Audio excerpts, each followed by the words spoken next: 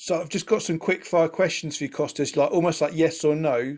So first things first, someone with a dependent syndrome, a diagnosis of dependent syndrome, would it be fair to call it a lifestyle choice? Yes or no?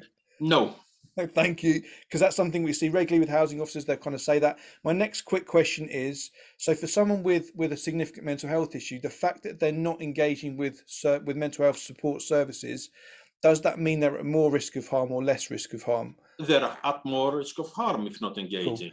So we haven't got time to explore those things a lot, but those are kind of some key themes I see in kind of casework. So it's just good to hear that from a consultant psychiatrist.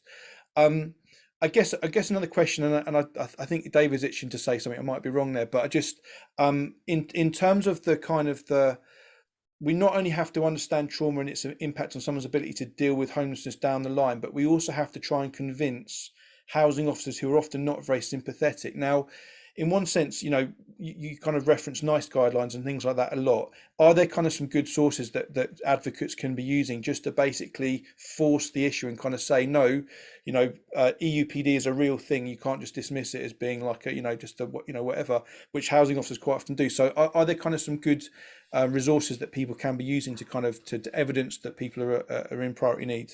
I think when you go to the NICE guidelines, I think they can be quite helpful because they do set up standards of care that they are easy to reference. Mind has very good resources as well regarding mental health. Some really good guides and guidance about what is a condition and how it should be treated.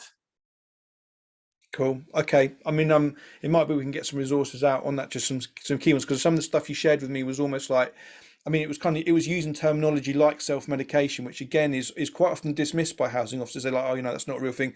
I've even worked with housing officers who are like, oh, autism, that wasn't a real thing when I was growing up, and that kind of attitude. So there's a lot of work to be done there.